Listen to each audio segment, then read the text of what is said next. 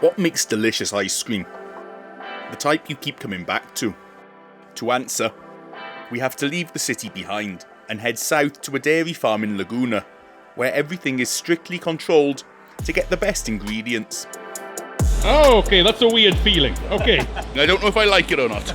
I look like a mad scientist. I'm in a hilarious costume once again. This is the brainchild of my friend Paco Magsaysay, who sent me ice cream when I had ridiculously long hair in quarantine in Cebu, and who I had steak with last time in Manila. And now, my wife is jealous because she introduced me to this ice cream, and she loves it. To get to the farm, I have to head south. We're going to the town of Bae. I think I pronounced that correctly. I watched lots of YouTube videos and I still have no idea, but it's spelt like Bay.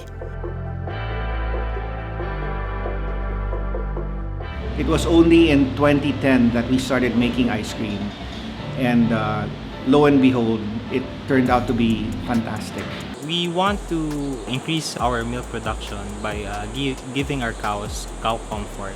And this explains their approach best. Bring everything in-house so that they can really control the quality of what they make. Today, I'm going to see their process line. But there's one caveat.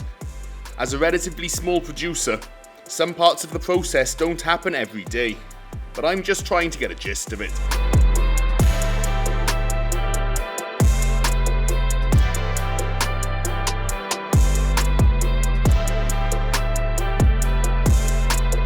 I only have one question. Where's the wine? No, we're a dairy farm. We don't have any wine here. Quezon Puti. Quezon Puti. It's warm, I wasn't expecting that. It's very, very, very good, yeah. Wow, very, very good. Oh, there's more. Oh. And they brought me milk. This is the fresh milk. Low fat. Low fat. Is it pasteurized already? Pasteurized. Okay.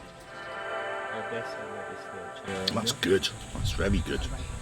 I feel like I'm 4 years old again, drinking milk all the time. Yeah, wow. This is good. No wonder the ice cream's so good. How many cows do you have? Around 270 mix of milking cows, dry, and the little, the growing animals. So out of that number, we have around 88 milking cows as of the moment, and we're waiting for some of our cows to, give birth. 270 total, so they have about 1,000 square meters each. That's more space than I have in my house. But before we go on the tour, these are so good. Filipino, please.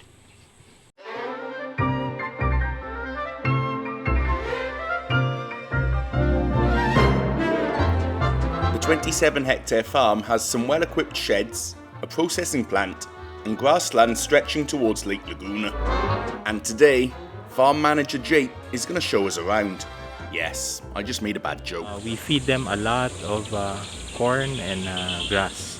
So we will show you around the farm. I love that sign. Sorry to interrupt your speech. The first stop is our forage preparation area. Every day or every other day, we have a supplier of corn. So as you can see, we have corn stalks with ears. Here, the actual corn plant. So we prepare the corn by chopping it using that forage chopper. We put the whole corn, the whole plant in that chute, and it goes out. It's already reduced into this size. So the reason for that is to utilize the corn, because when you feed it to the cows, they'll just choose the leaves and the ears, so leaving behind the stalks. We prepare at least 2,000 kilos of this, and aside from that, get to go outside to graze on grass. So we have industrial byproducts such as spent grains from the brewery, malted barley from Nestle, the Milo, and okara from Vitamilk, the soya pulp. Which brewery is that from? It's from Asia Brewery. Asia Brewery. A beer. Yes, that's really cool. After a week, it will smell funky. When do they eat it?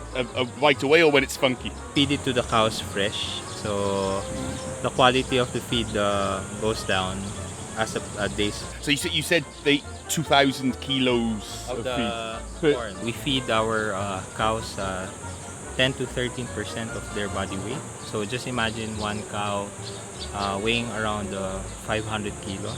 So they'll be eating at the minimum 50 kilos.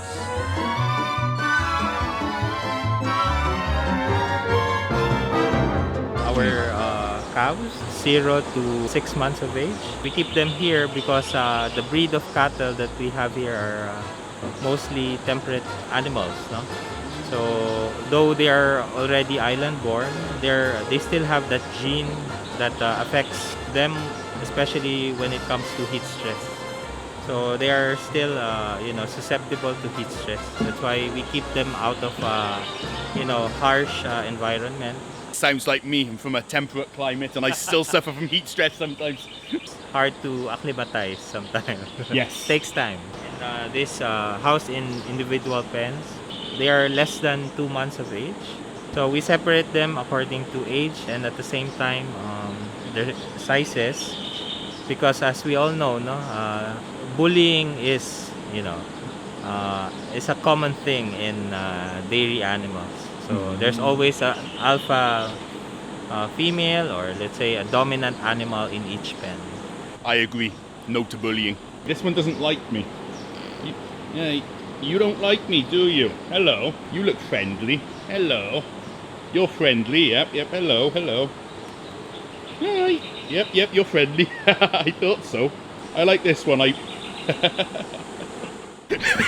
As we were doing this one behind me started to lick my back. Hello. Hello. Oh, don't be afraid of me. I can pet them. Okay. They don't have teeth.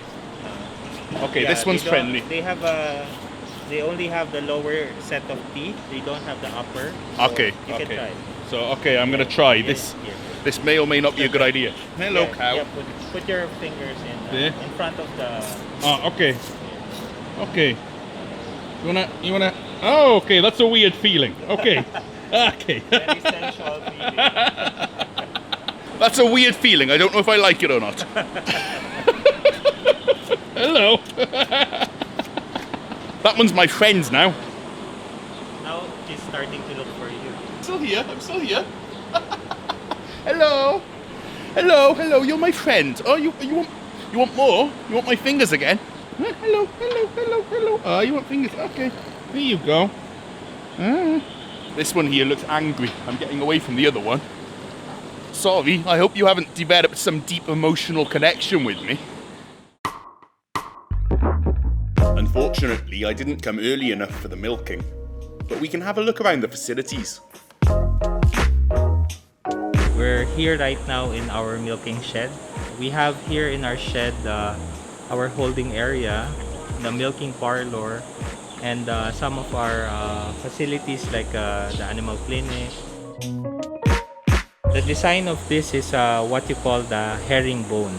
Each side of this milking parlor can accommodate at least 7 to 8 cows. So in total, it will be around 14 to 16 cows, depending on the size of the cow. Our milking starts it's 4 a.m. and 4 p.m. in the afternoon. So we do twice a day milking of our cows. So we have here the milker's pit, as we call it. So this is where our milkers do their thing, do their milking. So this is bucket type milking equipment. Why bucket type? Because after milking, when we're done milking our cows, we remove the cover and then carry it like a bucket. Okay. And we transfer the milk in milk cans, and immediately we transfer the milk to our processing plant. I think one of the differences of our farm to other dairy farms here in the Philippines is that we employ female milkers, and aside from that, we play classical music every time we milk our cow. In a way, make them relax, and it masks the external noise coming from our equipment and sometimes the noisy employees. The noisy employees. That's people like me. Not a noisy cameraman. Classical music, that's cool. It's a shame that I can't be here for the milking. The schedules just don't match up. But that's very cool. Female employees, because female because girls know girls. Yeah, and aside from that, in terms of cleanliness, no, they have the eye for cleanliness. I cannot disagree with that because no, I can smell the cows. I can still smell the cows. You don't have that smell. Okay, so we will go near the cows. Okay. After milking, they go to their respective barns and we feed them. Right now, they're already resting, so this is the time where they produce milk. They're resting now. They've been up since 3 o'clock. I mean, I woke up at 5 o'clock and I'll complain about that. 3 o'clock? Who wakes up at 3 o'clock? It's a horrible time to wake up in the morning.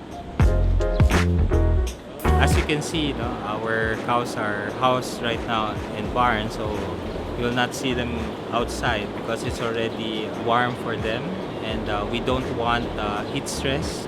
But early in the morning, we let them graze outside so that they can choose the food that they want to eat, like the grass presently. And I was gonna say, standing here, it's much cooler than being out there.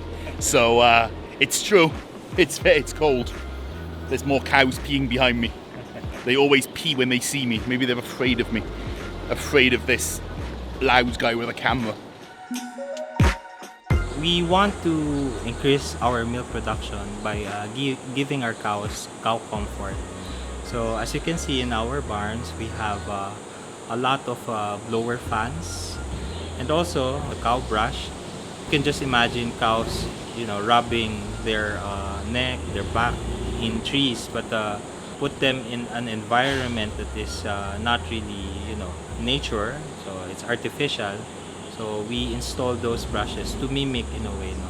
And just imagine a cow, no? If it has an itch on the back, no? It's really hard for them to ask, can you scratch my back? Cannot really do that. Similar principles to Wagyu, right? That you do the massage and keep them comfortable, and yeah. Who knew if you treat your animals well, they produce more. Interesting. The milk is immediately processed at this solar-powered plant next door.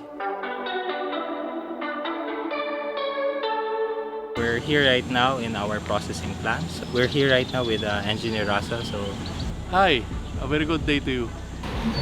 Unboxing. Yeah. So, okay. as you can see, we have milk cans. Yeah, okay. Prior to processing, our lab technician will get a sample of each milk can, and it will be tested. So when the milk is okay for processing, for acceptance, so That's the secret area. that's already the processing. So this is our laboratory where we check the quality of our milk.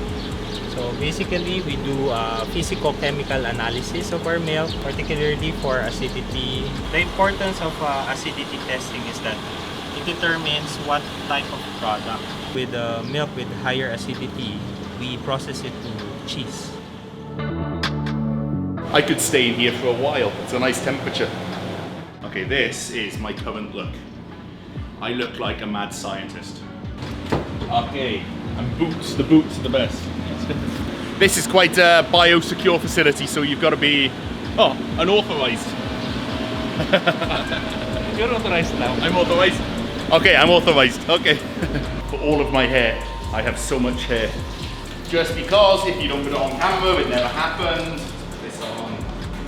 That one has something in. I also saw beard nets are required, but I have a mask, so. Okay. We're here. The staff then load the milk into vats to keep it fresh before it's pasteurised and packed. And the best quality milk and cream goes to the ice cream plant 1 hour away.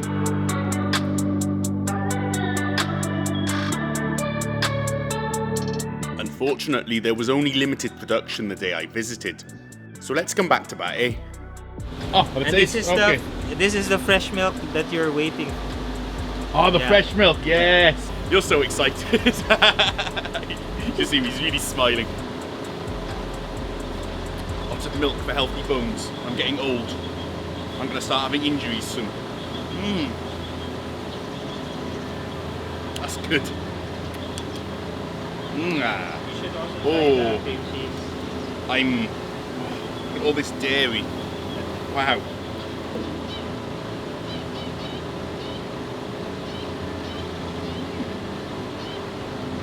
That is good for bagel. Yeah, I was gonna say, this is good in bread or cakes or, That's really good in it's really good. pastry. I like this a lot. You can keep it. Thank you, thank you. I have some, You can I have bring pa- that home. I have passed one for my wife. Most important thing. It was made today. I like that, yeah, just made now. Yeah. It's made now. Wow. I've never had milk just made now either, so maybe I'm just I have no idea, but that's really, really, really good. So when you drink fresh milk, you get a lot of benefits. So you get vitamins and minerals coming from it that is good for your body. So not unlike those in the Tetra Pak. The best seller yogurt. I love yogurt. I really love yogurt. You call it yogurt, don't you? I'm not American. Even the spelling, that's correct naman parehas. It's a bit sweet. That's really nice. Carmen's best flagship store is of course inside Power Plant Mall in Rockwell, Makati. But Sir Paco wanted to show me another stockist.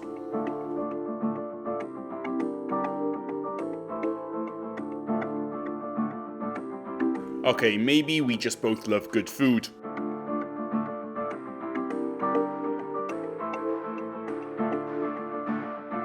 In the small town of Calaca, Batangas, there is a Basque restaurant with maybe the best food I've ever eaten. Chef Pablo's Kantina is run by a real Spanish chef from San Sebastian in the Basque region, and he really loves what he does.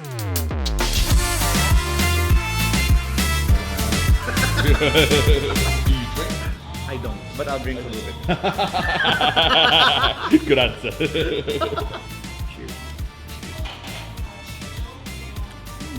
That's good. Actually, this journey we thought was going to take us 2 hours.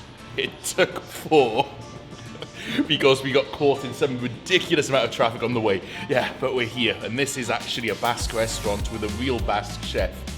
He used to work in a Basque restaurant in BGC and then ended up in this small town in Batangas.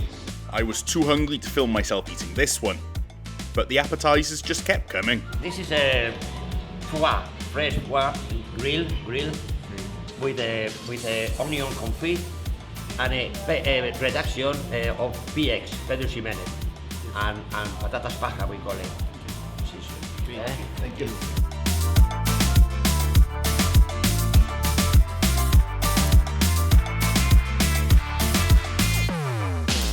Traditional Basque, that's amazing.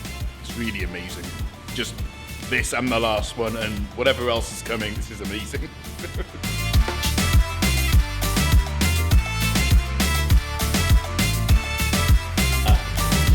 Sizzling. This is a gambas con bulas with the baby girls with olive oil and this is a baguette homemade bread. We're all taking photos today. Big smile of our face. Yeah. Just everything I see coming out just makes me happy. This is some of the best food I've ever had in my life, honestly. This is really, really, really good. Wow. So this eel, gambas with eel, that's from Spain. This is incredibly, incredibly good. Galician octopus with the cauliflower cream Yeah. and cooked with a la gallega. La gallega means boiling with pimentón, virgin olive oil mix and maldon salt. Salt in flaky salt. Okay, thank you. Galician octopus. From Spain, of course. Wow. I'd like to eat like this every day. At one point, we realised we were still on our first plate. Thank you. This is lapu a la Basque, we call it, in green sauce. Prawns, green asparagus, clams, and lots of love. And that's a paella negra. Oh, paella. This is seafood paella negra. Octopus. I hope this is it. Overwhelmed. Okay. This, yeah, I might just fly from Davao to Manila just to come here in the future, honestly. This is really, really, really good. So good. Wow. Oh, thank you. Oh, the sauce looks good. Really, really good, no? Wow.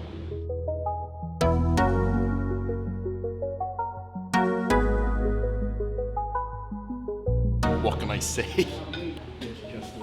Just wow. There's nothing else I can say. It's wow. This fish is tender.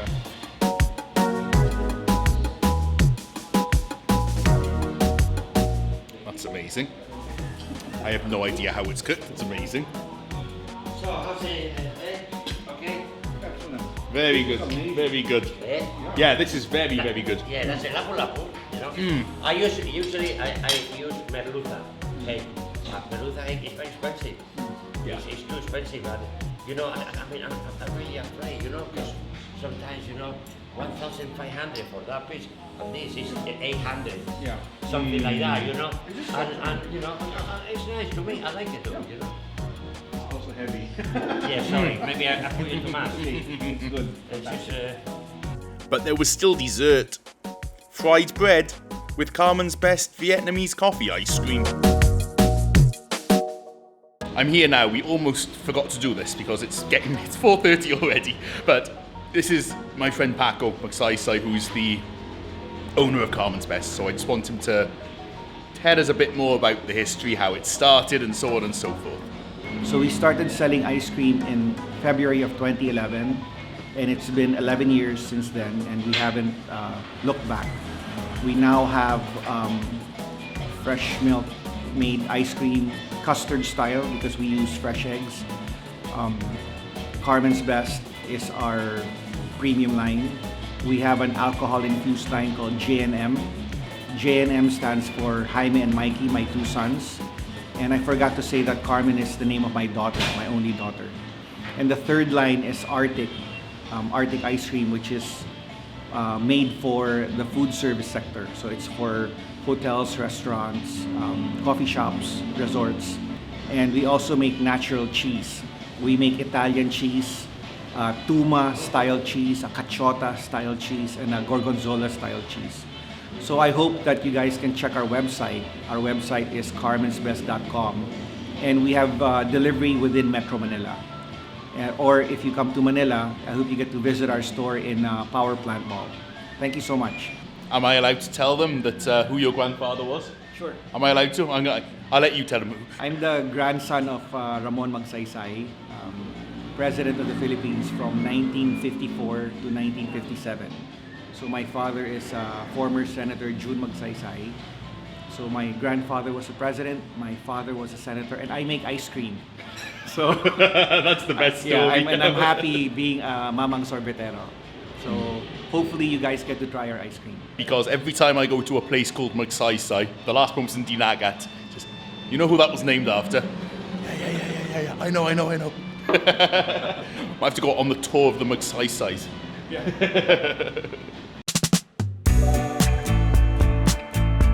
It was late in the day, but we were near Tagaytay, and it seemed like a good way to go back to Metro Manila. First time I've actually seen it in front of me.